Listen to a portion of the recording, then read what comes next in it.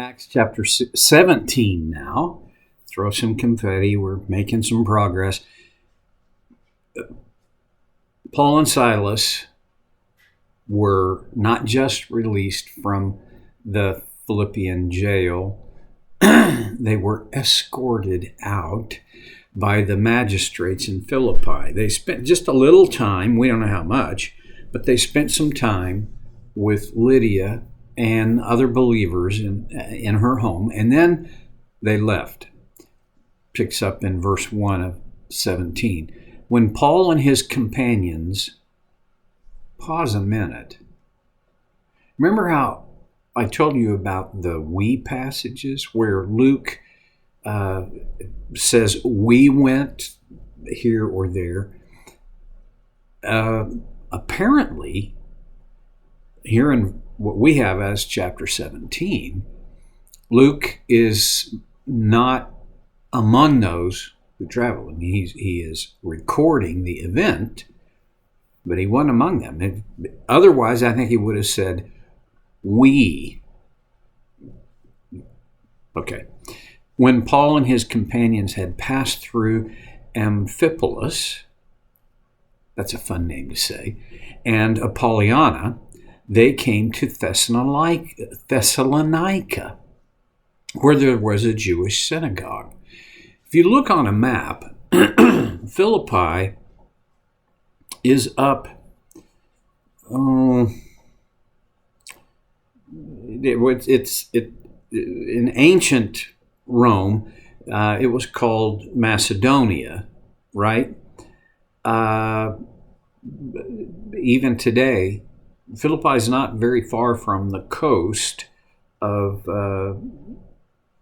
that. If you look at a map, you see Greece and then the Macedonian area and the Mediterranean that comes back up in there. Well, they traveled, and oh, by the way, this is a long ways from Jerusalem, even Antioch, especially Syrian Antioch. But it is a long ways from Pisidian Antioch as well. So they made a long journey for the ancient world. Now for us, hop on a plane and probably wouldn't even be time enough to be served your Diet Coke before you had made the distance. But in ancient times, well, this second missionary trip, that's what we're into now. I mean, that's what we would call it. It took a couple of years to accomplish. It's not like, they made all these stops and they it took a long time. Okay. Thessalonica, today is called Thessaloniki, which is kind of also a fun name to say. It is in Greece. And the one of the distinguishing things about Thessalonica is that there was a Jewish synagogue there. And then in verse 2, as was his custom, Paul went to the synagogue, and on 3 Sabbath days he reasoned with them from the Scripture. We've seen this before, except in Philippi there was no synagogue, evidently. Thessalonica, there was, and so he went there. That was standard operating procedure for he and his companions. And on 3 Sabbath days, now, I don't think there's any reason to think this was not 3 consecutive Sabbaths. 3 Saturdays, he went to the synagogue, and what did he do? Well, he reasoned with them from the Scriptures. Paul was really good at that. Paul was a really very good logician. He could think logically and connect the dots and then communicate that.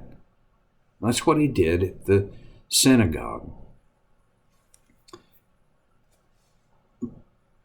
I I'm reading into this, but I do that all the time, so you're used to it. I think Paul didn't storm the synagogue and, hog the mic. Well, there was no mic, but he didn't hog the proceedings to lambaste these Jews because they were Jews. He went to the synagogue as a Jew, and he reasoned with them from the scripture. This was very important for a Jew. There were primarily two sources: the Torah, which is the law, and the Mishnah, which is has additional insights from the most respected Hebrew scholars and rabbis. That was if you wanted to appeal to a Jew, you would appeal to that. Well, Paul went right to Scripture, the Torah. And in verse 3, explaining and proving that the Messiah had to suffer and rise from the dead. We look at the passion of Christ, his death, burial, and resurrection, as accomplished facts. And unless you're basically an atheist, there's no big doubt there. Well, these were Jews. They did have doubts, of course. And Paul logically proved that the Messiah, who, by the way, as Gentiles, the idea of the Messiah is, that's Jesus. Well, for these Jews in century 1, Messiah, well, that was almost a mythical figure. It was almost a legend. It pointed back to the prophets who said there would be one coming. The one, if you're old enough to have gone to the movies to see the first Matrix, which is really the only really good one, that's what Neo was. He was the one. There's some things about the Matrix that are very theological in nature. But okay, the Messiah, the promised one. Really, Messiah means anointed one. So it's not like a guy, a man who stepped into it and made it happen. He was anointed. And the inference is not by man, but by God himself. Here is a little excerpt from his, I wouldn't call it a sermon as much as a talk in the Thessalonican synagogue. This Jesus I am proclaiming to you is the Messiah, he said. So what he was saying is, connect the dots, my friends. Let's start where we are and go back. We've got the concept of Messiah. Jesus was prophesied 700 years before his birth. And so now you had, about 750 years of them looking for the Messiah. And Jesus said, this Jesus guy that I'm telling you about, he's the Messiah. And he did this in such a way that the people, the men there in the synagogue, they saw how the dots connected. They were, in fact, the next verse says, verse 4, some of the Jews were persuaded and joined Paul and Silas, as did a large number of God-fearing Greeks and quite a few prominent women. Well, look at the what's the word I want to use? Diverse picture. You got some of the Jews in the synagogue were persuaded, and they joined Paul and Silas. So did a large number of God-fearing Greeks. So I get the idea that a few Jews saw it and stepped into it, but a lot of Greeks, they followed Jesus. And then, these were God-fearing Greeks. These were not just the general pagan off the street Greeks. These were Greeks who knew about Jehovah, Yahweh, the one true God. And when they heard this, well, it's the gospel, it's the good news that God had come in Jesus, they were in. And also quite a few prominent women. What made women prominent in first century Roman culture? Primarily, wealth.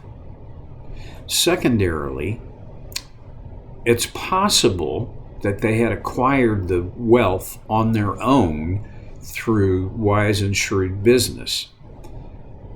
It's more likely that they acquired wealth because they married into it.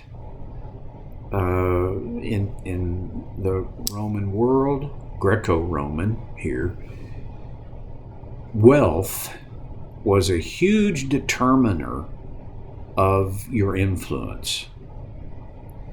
And I think it's safe to say these prominent women, they had either married into financial wealth or they had acquired it, but these were wealthy women. And we think it doesn't make sense to us, but really you think about it, who gets the biggest press in our world? Well, it's wealthy people. Maybe they got their wealth by starring on TV or in the movies, or by making records, or maybe they are just in the marketplace making millions of dollars. They get our attention today no less than these wealthy women would have gotten the attention, would have had the respect and regard of the world they lived in. I think that was not a strategic move by Paul and Silas. This was a movement of God. Paul didn't go to Thessalonica and say, well, we're going to start with the Jews. Let's go to the Greek people. And oh, by the way, we got to harvest some prominent women. I don't think any of that happened. I think Paul did what he did. Some Jews accepted the truth, the word. A lot of God-fearing Greeks did. And quite a few prominent women. These are all broad numbers. Actually, no numbers are included. God is strategic. Always has been, always will be. Our thing is he forms the strategy. He by his spirit, he moves. We follow him. That's all Paul was doing. I love the story. I mean, the story's cool. What's it mean to you and me? I don't have time enough to crack that box open. We'll do it next time on So Care with Stevie Boy.